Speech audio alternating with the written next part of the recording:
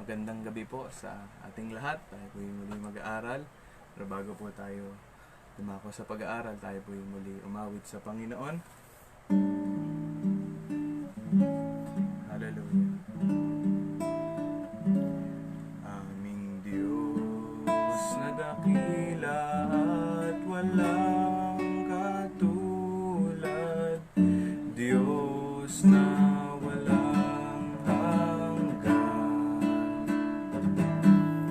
sa mga panghihina at kabigatian,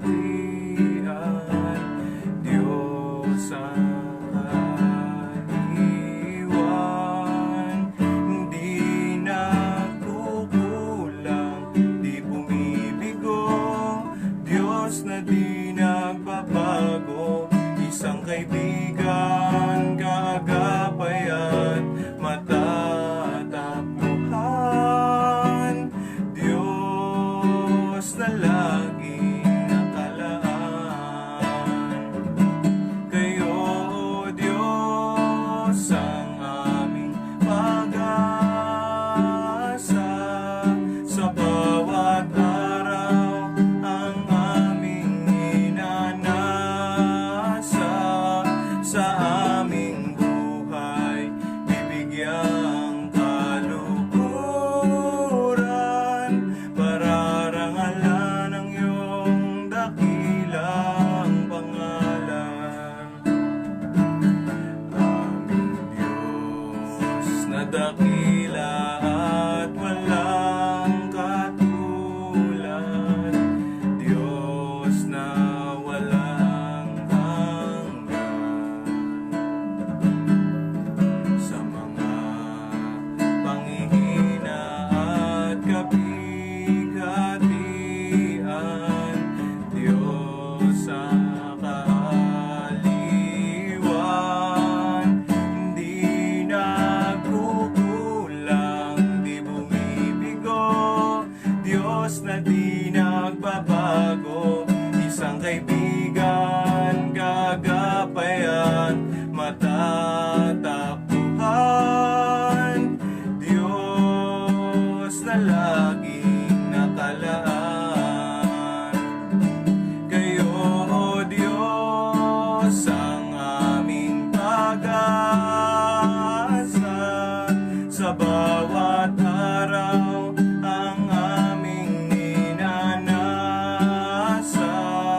sa aming buhay bibigyang kalukuran, pararangalan ang iyong dakilang pangalan. Kayo, O Diyos, ang aming pag-asa, sa bawat araw ang aming inanasa, sa aming buhay bibigyang kalukuran, pararangalan ang iyong dakilang pangalan, pararangalan ang iyong dakilang pangalan. Hallelujah. Panginoon, minsan pa kaming lumalapit sa inyo, Panginoon, sa pagpapatuloy ng live na ito, sa series, Panginoon, na pinag-aaralan namin. Salamat po sa inyo, Panginoon. Patuloy na makita namin ang pag-ibig niyo, Panginoon, sa inyong mga salita. Patuloy na mapalakas kami at patuloy na mahamon, Panginoon, sa mga salitang patuloy namin pinag-aaralan. Salamat sa inyo, Panginoon, na patuloy na pagsama at pagkilos niyo. Patuloy naming maramdaman, banal na Espiritu. Patuloy na itago niyo ako sa inyong likuran. Kailangang maparangalan, Panginoon. Pinupuri namin kayo, pinapasalamatan sa pangalan ng Panginoong Jesus. Amen. Salamat po sa Panginoon. Sa gabi pong ito, ako po ang inassign na makapag-sermon po nitong pinag-aaralan natin sa John chapter 7 po. Magandang gabi po sa inyong lahat. Gabi po dito sa ating pag-aaralan sa John chapter 7. Babasahin po muna natin. Verse 1, pagkatapos nito, nilibot ni Jesus ang Galilea. Iniwasan niyang pumunta sa Judea dahil gusto siyang patayin ng mga pinuno ng mga Hudyo. roon. Nung binasa ko po ito in chapter 7 verse 1, meron po akong isang napansin doon sa salitang pagkatapos nito, at itinignan ko po siya sa English version. At sabi dito dun sa King James, after these things, Jesus walked in Galilee, for he would not walk in Jewry, because the Jews sought to kill him. After these things, may mga nangyari po sa pagitan ng chapter 6 and chapter 7. Dahil nung chapter 6, nandun yung pista ng Passover o sa paglagpas ng anghel. At dito naman po sa chapter 7 ay matatalakay naman yung pista ng tabernakulo o Feast of Huts o Sukkot pag sa kanilang salita. At habang pinag-aaralan ko ito ay nakita ko yung isang salita na sabi dito, iniwasan niyang pumunta sa Judea. At napaisip ako habang pinag-aaralan ko yun kasi ang Panginoon makapangyarihan siya. At sabi dun sa Matthew chapter 26, nung ang Panginoon ay dakpin, nung nandun siya sa Garden of Gethsemane, sabi dito sa Matthew chapter 26 verse 53, hindi mo ba alam na pwede akong humingi ng tulong sa aking ama at kaagad niya akong padalahan ng 12 batalyon ng mga anghel? Habang binabasa ko po ito, ay naisip ko, ang Panginoon hindi siya takot humarap sa kahit sinong tao. Pero sa puntong ito, hindi siya humarap. Dahil ang Panginoon ay sabi doon sa isang komentary na nabasa ko, hindi pa kasi niya panahon para humarap doon. Kaya, iniwasan ng Panginoon at matatalakay ulit natin yung pagdating sa tamang panahon pagka dumiretso po tayo sa ating pinag-aaralan. Pero ang sabi po doon sa unang-unang salita, pagkatapos nito. Pagkatapos ng mga bagay na nangyari na hindi naisulat, naghahanap nga kami, tinanong ko si Mami, sabi ko, ano kaya nangyari may dun sa 6 to 7 months na nangyari na hindi naisulat dito sa pagitan ng John 6 and 7? Ano kaya yung nangyari? At habang nagpe-pray ako, bigla akong kinausap ng Panginoon na merong mga bagay na ginagawa tayo sa Panginoon na minsan hindi talaga nakikita o na-appreciate ng ibang tao. Pero ang Panginoon, palagi niya tayong na-appreciate kahit hindi makita, kagaya nito, di naisulat ni John, yung iba sa nagawa ng Panginoon. Pero kahit na minsan may ginagawa tayo para sa Panginoon na hindi nakikita o na-appreciate ng iba, na-appreciate po tayo palagi ng Panginoon. At sabi po dito sa 2, nang malapit ng pista ng mga Hudyo na tinatawag na pista ng pagtatayo ng kubol. Dito po tayo sa 3, sinabi ng mga kapatid ni Jesus sa kanya, bakit hindi ka umalis dito at pumunta sa Judea para makita ng mga tagasunod mo ang mga ginagawa mo? For dahil walang taong gumagawa ng patago kung gusto niyang sumikat, gumagawa ka na rin lang ng himala, ipakita mo na sa lahat. At nakakatuwa po ang Panginoon. Di po ba? Bilang mga lingkod ng Panginoon, bilang mga anak ng Panginoon, kadalasan, natitempt tayo. Lalo na kami, nung nagsisimula kaming magpipinsan, nagkakatawanan nga kami pag nagkikwentuhan kami. Nung nagpasimula kami, talaga naman puro kayabangan na pagka may tao, talagang ang galing. Pagka practice, okay na isang pasada. At ganito yung sinasabi ng mga kapatid ng Panginoon. Bakit hindi ka umalis dito? Ipakita mo sa kanila na gumagawa ka ng himala. Madali kasi gumawa pagka may nakatingin. Kaya nga laging sinasabi ng mga lingkod ng Panginoon, dali mo yung pulpito kahit nasaan ka. Bakit? Kasi madali maging banal pag nasa pulpito ka. Madali maging totoo. Madali magpakabanal pag nandun ka sa harapan. Sumasayaw ka, tumutugtog ka, kumakanta ka, ginagamit ka ng Panginoon, humahayo ka, nasa Bible study, nagsishare ka ng salita ng Panginoon. Madali. Bakit? Kasi alam mo na kailangan mong gawin yon. Pero pag mag-isa ka na lang, kaya nga, di ba, sa Matthew chapter 6, verse 6, patungkol sa pananalangin, sabi ng Panginoon, magtago ka sa loob ng iyong silid. Bakit? Kasi mas makikilala mo yung sarili mo pagka mag-isa ka lang.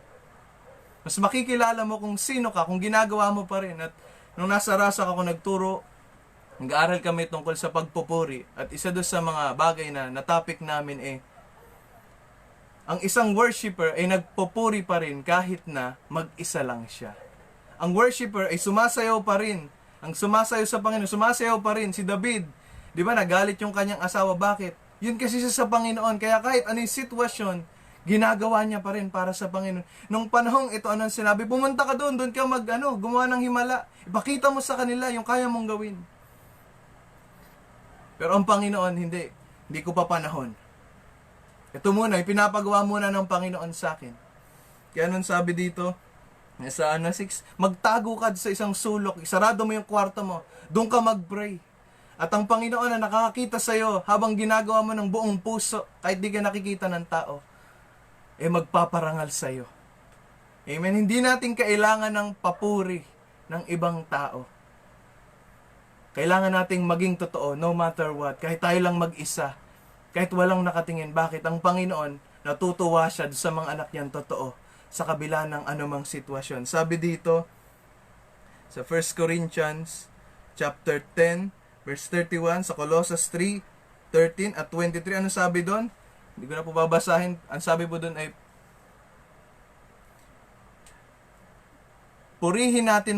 gawin natin lahat para sa Panginoon. Sabi dito, babasahin na nga po natin sa 1 Corinthians chapter 10 verse 31. Sabi po dito, ito ang may sasagot ko riyan, anuman ang inyong gawin, kumain man o uminom, gawin ninyo ang lahat sa ikapupuri ng Panginoon. Gawin natin lahat para sa Panginoon. Amen. Na buong puso nating gagawin para sa Kanya. Na kahit anong sitwasyon na naglilingkod tayo sa Kanya. Sabi dito, umiinom, kumakain, gawin natin lahat para sa Panginoon. Kahit di tayo na-appreciate, nakikita, yung katapatan natin ay hindi nasa tao, kundi nasa pagmamahal natin sa Panginoon. Mahal na mahal tayo ng Panginoon. Sabi nga doon sa Mark chapter 8 verse 36, what gains a man the world and lose his soul? Ano naman kung makamit natin lahat ng bagay sa mundong ito, kundi naman tayo maliligtas? Ano kung makuha natin yung approval ng tao, yung papuri ng tao sa mga ginagawa natin. Gaya nung sinabi ng mga kapatid ng Panginoon, pumunta ka doon sa matao, doon mo gawin yan. Kadalasan, pagka may bagong tumutugtog, ang isa sa pinaka-tukso sa mga bagong tumutugtog, lalo na naranasan namin itong magpipinsan siyempre, puro lalaki kami. Pag may nakikita kaming maganda, biglang gumagaling, napapatitig bigla doon. Kasi, may bago may maganda Pero pag wala na ulit, normal na lang ulit yung tao, kami na lang ulit, yung mga normal na member na lang, parang, wala Simple na lang ulit, okay na yun. Pero pag merong, gustong gusto natin, ng approval ng tao na makita, magaling, okay, pwede. Pero ang totoo, ang Panginoon, hindi siya tumitingin, gaya dun, nung panahon ng Haring David, nung pumili siya ng hari. Mas nakatingin ang Panginoon sa puso. Kasi ang labas, pwedeng maging peke. Meron nga laro, tinatawag nila na poker, at meron doon tinatawag style yung pagiging poker face. Pagiging peke. At pwede mong madaya yung kalaban mo habang naglalaro ka nun. Pero ang Panginoon, lagi siyang nakatingin sa puso, kaya kahit anong gawin natin, yung Panginoon, talagang hindi natin maloloko. Merong verse sa Bible na ang sinasabi, ang pagpupuri sa Panginoon ay sa spirito at katotohanan. Katotohanan meaning na kahit nasaan tayo, kailangan maging totoo tayo palagi sa Panginoon. Maging totoo tayo palagi kahit may tao o wala. Kasi nung mga panahong ito, sabi ng mga kapatid, dahil walang taong gumagawa ng patago, kung gusto niyang sumikat, ang Panginoon hindi siya naparito para sumikat. Kundi naparito ang Panginoon para magligtas ng mga minamahal niya. Tayo na kanyang mga anak. Sabi sa John 3:16, alam natin po itong lahat. For God so loved the world. Kaya siya pumunta dito hindi para sumikat. Naparito siya para po sa atin, para magkaroon tayo ng daan. Kaya sabi sa John rin po, 14:6, Jesus is the way. Hindi siya naparito para sumikat. Naparito siya para sa atin. Gawin yung part niya sa atin. Dahil sinabi niyang mahal niya tayo. Sabi ito, gumagawa ka na rin lang ng himala, ipakita mo na sa lahat. At minsan, nasasaktan po tayo pag hindi tayo na-appreciate. No, nasa Rasak ako, merong isang kabataan na pagka nagkaka-altar call, pagka pinagpe-pray siya, ang laging dumadating sa akin, ang sinasabi ko lagi sa kanya, hindi ka man namin ma-appreciate, hindi ka man ma-appreciate minsan nila pastor, ng mga misyonaring dumadating, ng mga workers, pero na-appreciate ka ng Panginoon sa pagtatapat mo. Kaya nga, minsan, nagmamadali tayong maging kagad, pagka bagong attend ka, gusto ko minsan tumayo. Gusto ko rin tumugtog para sa Panginoon. Kasi gusto natin kagad makita ng tao na kaya rin natin. Pero ang Panginoon, hindi siya ganon. Kundi buong puso siyang sumusunod sa nagsugo sa Kanya. Kasi isa sa fruit of the Holy Spirit, love, joy, peace, patience. Kailangan meron tayong patience habang naglilingkod sa Panginoon. At meron tayong self-control na hindi sa lahat ng pagkakataon kailangan sikat. Kailangan kita kagad tayo. Kailangan lagi na-appreciate at pag hindi nangyari yon, nagtatampo tayo. Tuloy po tayo sa pagbasa. 5. Sinabi ito ng kapatid ni Jesus dahil kahit sila ay hindi sumasampalataya sa Kanya. Sinabi rin po ito sa Lucas chapter 4. Verse 24. Sinabi pa ni Jesus sa kanila, sinasabi ko sa inyo ang totoo, walang propetang tinatanggap sa sarili niyang bayan. At alam niyo po yun, nung isang beses, nagkasalubong kami nung kaklase ko nung high school. Nagto-tricycle driver siya.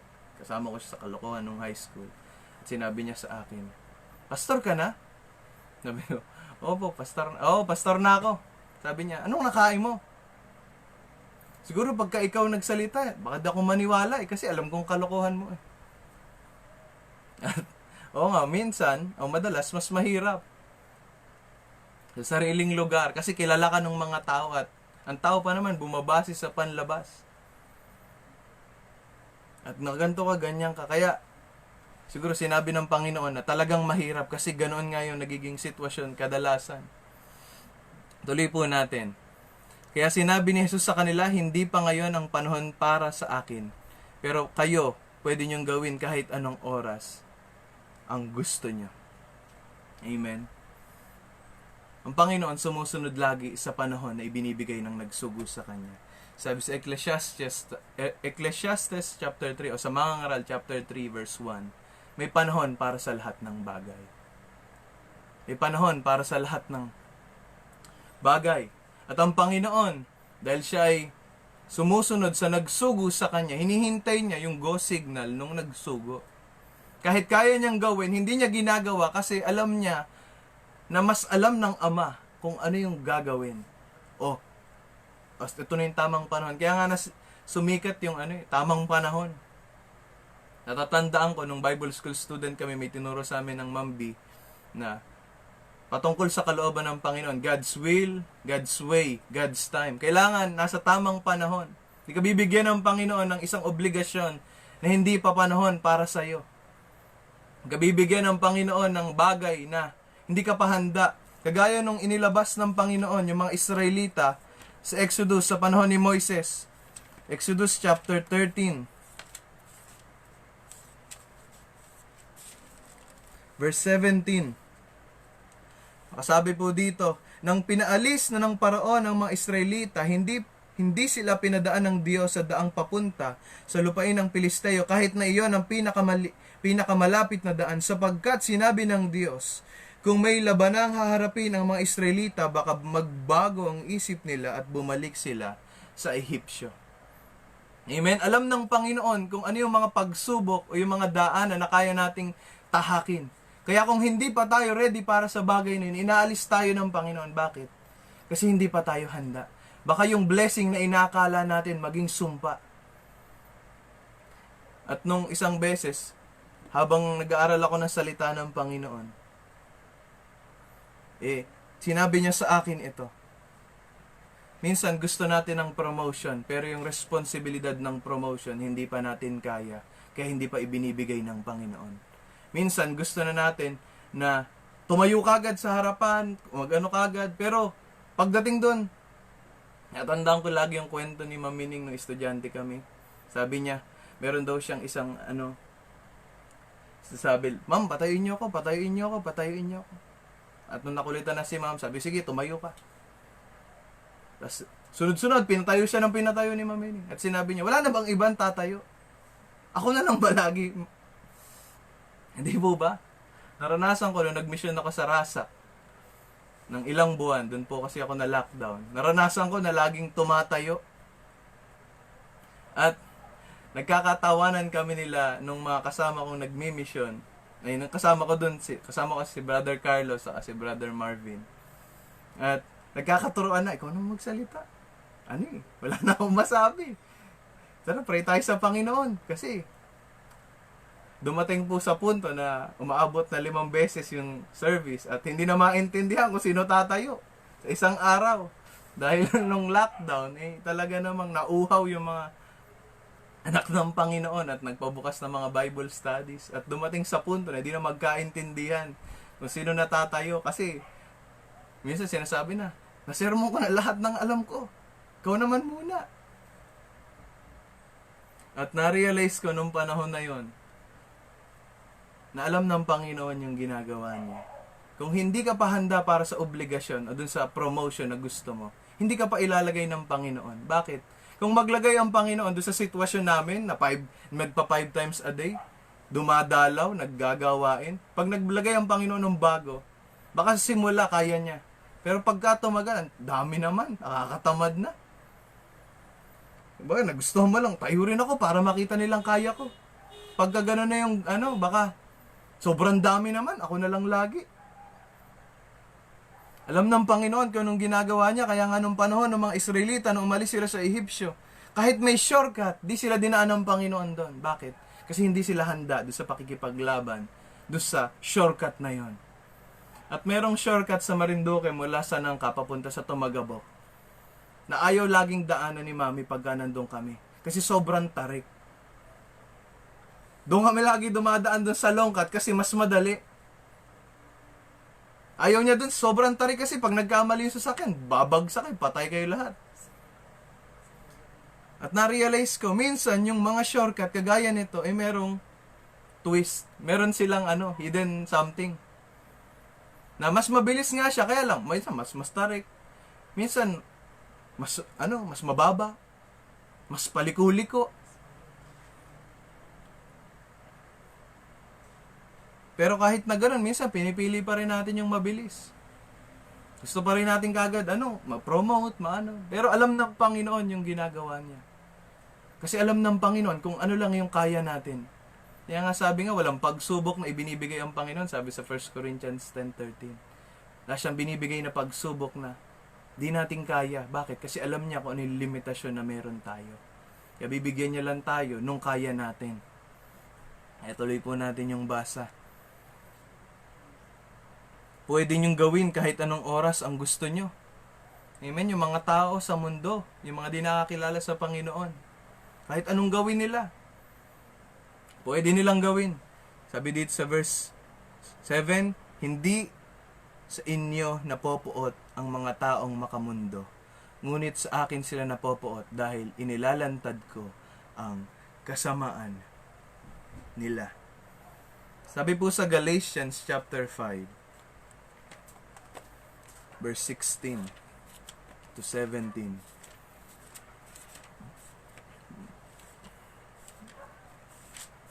Galatians chapter 5, verse 16 to 17.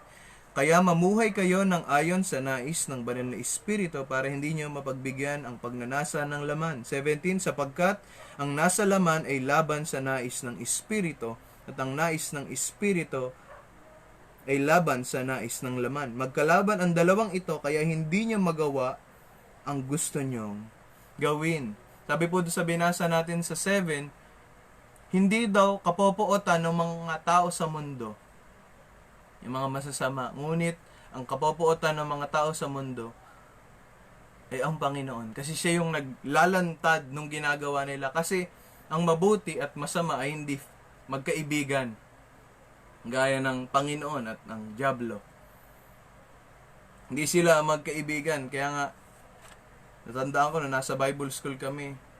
Hindi ako nagkakamali, si Pastor Joseph ang nagturo sa amin noon na Meron lang dalawang panig sa mundong ito. Panig ng tao at panig ng tao, panig ng Diyos at panig ng diablo. Kapag di ka sumusunod sa kalooban ng Panginoon, doon ka sa kabila kagad.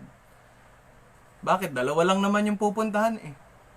Kaya kung di ka sumusunod sa Panginoon, pag nag-rapture, ay wala na ibang pupuntahan. Iwan na. Pagka sumusunod ka sa Panginoon, langit. Habang pinag-aaralan namin yon, talagang na-realize ko na, oo nga, kailangan talagang sumunod sa Panginoon. Bakit? Kasi magkalaban sila eh. Kaya nga mapupuot yung mga tao sa mundo sa mga naglilingkod sa Panginoon. Kaya nga lagi ko naririnig pagka nagpapatanggap eh. Ang dami naman kasing bawal eh. Ang dami naman kasing ganito eh. Ito yung ko eh. Pampalipas ng oras eh. Pag sisigarilyo eh. Ito yung kaligayahan ko pag iinom eh. Bawal sa inyo eh. Kaya ang hirap. Hindi maiintindihan. John 14:17. Sabi dito, siya ang banal na espiritu na tagapagturo ng katotohanan. Hindi siya matatanggap ng mga taong makamundo dahil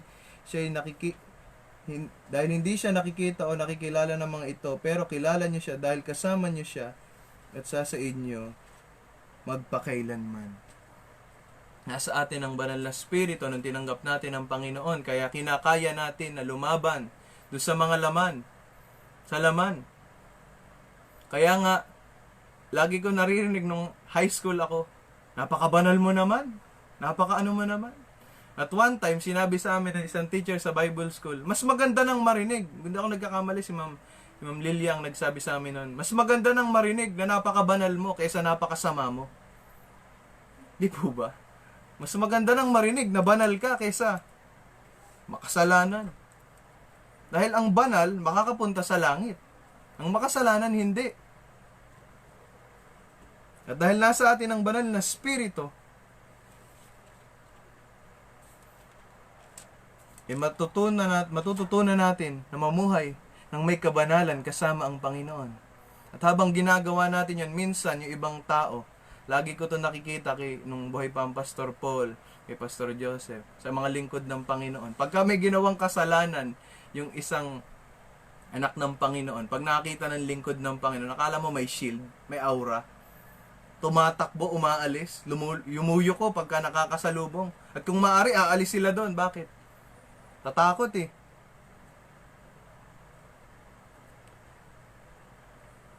Dahil inilalantad ng Panginoon yung kasamaan. Takot na takot kami dati kay Tito Paul kasi meron siyang gift of discerning. At every time na may ginagawa kaming kasalanan, talaga nagtatakbuhan kami sa kanya kasi one time naranasan ko, naglalakad ako sa labas, bigla niya akong kinausap. Yung ginagawa mo, di kalooban ng Panginoon yan. Simula nun, natakot na ako eh. Paano niya kaya nalaman niya? One time naman, si Mami nagpe-pray. Naglalakad lang ako, bigla niya akong tinawag. Ba't mo ginawa to? Gulat na lang ako bigla eh. Wala naman akong kasama. Wala namang magsasabi. Pero inilalantad ng Panginoon yung kasamaan. Kasi gusto niya na maging maituwid tayo. Sabi dito sa 8, kayo na lang ang pumunta sa pista, hindi ako pupunta dahil hindi pa ito ang panahon ko. Gaya po ng sinabi ko kanina, ang Panginoon po ay Diyos na sumusunod sa panukala ng kanyang Ama. Sabi sa Ecclesiastes, kagaya na sinabi ko kanina, chapter 3 verse 1, may panahon para sa lahat ng bagay. At may timetable ang Panginoon na sa Kanya. At alam niya kung kailan tutugunin yung mga prayer natin, yung mga promotion na yan, yung mga pinagpe-pray natin na mga bagay. Natatandaan ko, last 2 years ago, nagpe-pray ako ng maayos na cellphone kasi yung cellphone ko sira na. Hindi ako tinutugon ng Panginoon at nitong nakaraan, tinugon ako ng Panginoon. Sabi niya sa akin, handa ka na, pwede ka na. Kasi noong mga panahon na ito, baka maglaro ka lang, ganito lang yung gawin mo. Pero ngayon, sige, pwede na, di ka na naglalaro. Bibigyan na kita ng maayos na cellphone. At bigla nga, nagpadala ang Panginoon ng maayos na cellphone. Kasi alam ng Panginoon kung kailan tayo bibigyan Kasi nga, baka yung pagpapala, hindi maging pagpapala, maging sumpa. Na imbis na pagpapala, maging pagpapalo.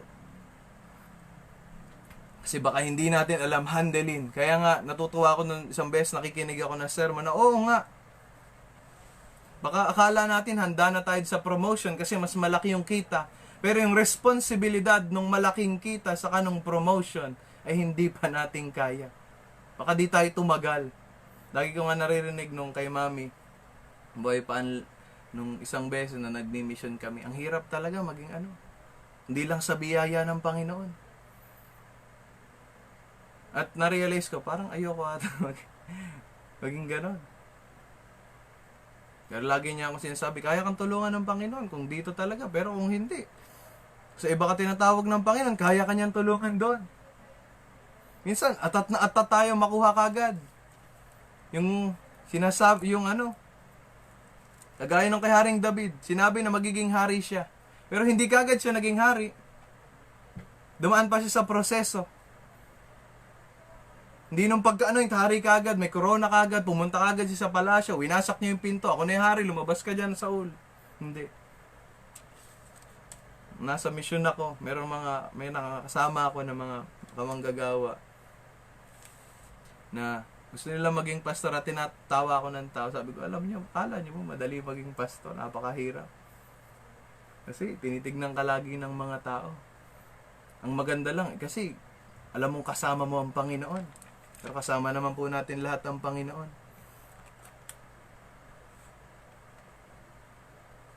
Tapos sinasabi ko sa kanila, huwag kayong magmadali maging pastor. Enjoyin nyo yung pagiging ganyan muna.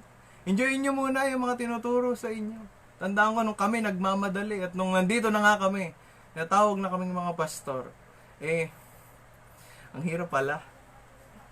Di pala madali.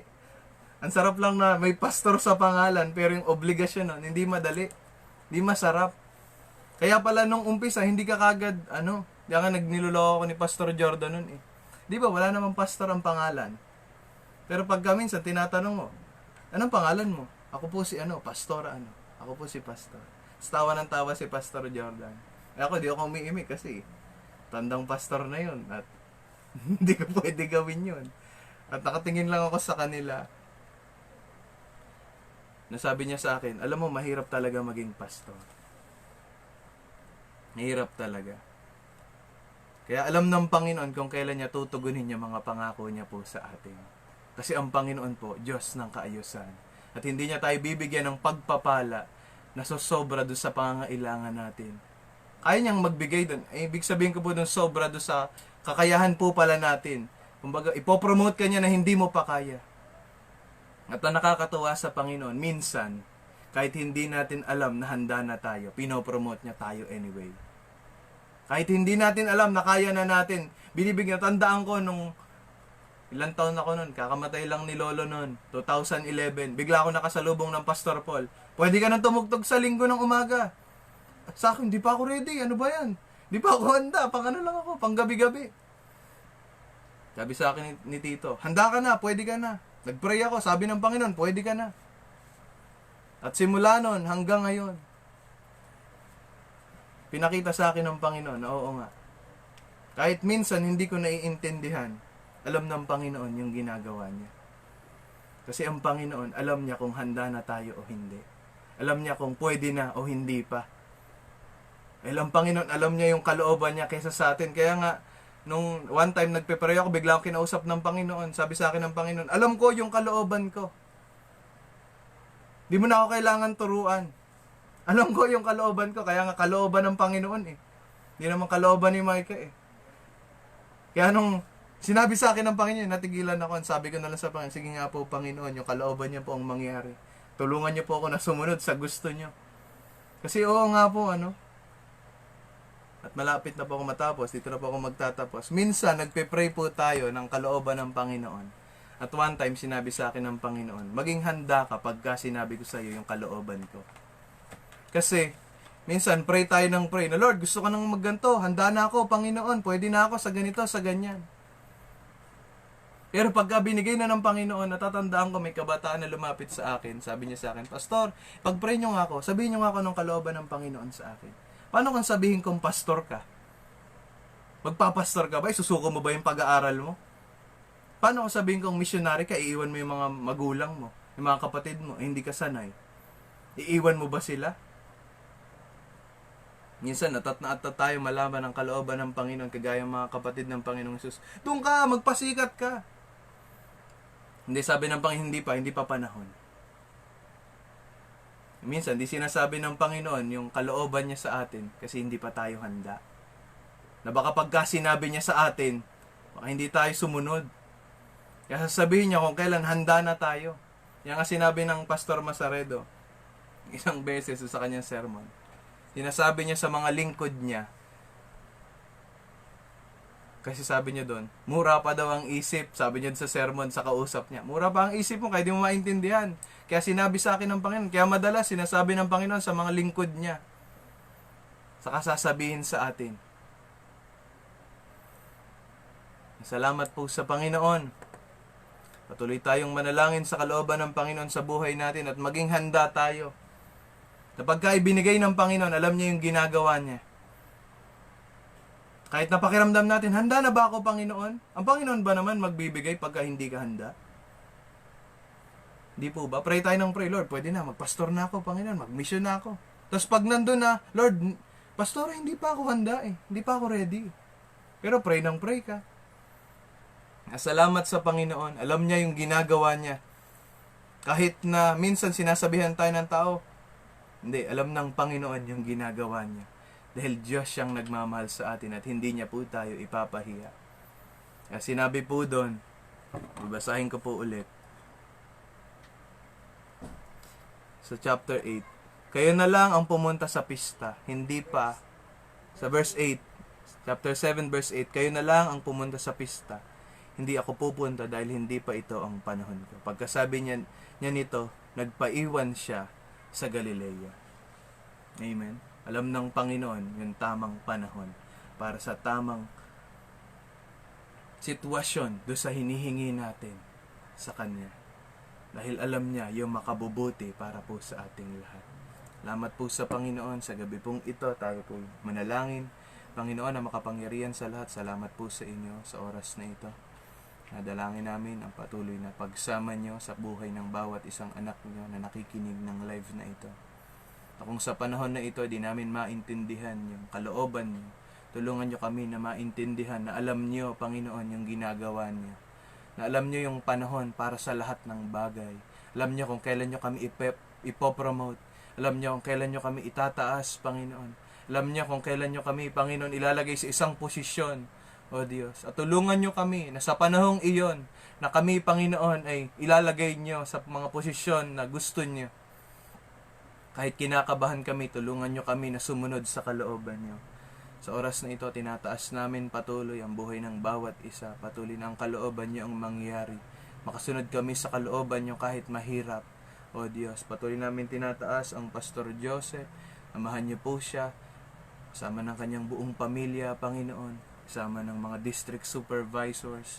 Kasama ng mga pastor, Panginoon, direct at ilalim ng mga district. Overseas, O Diyos, tinataas namin yung mga lingkod nyo.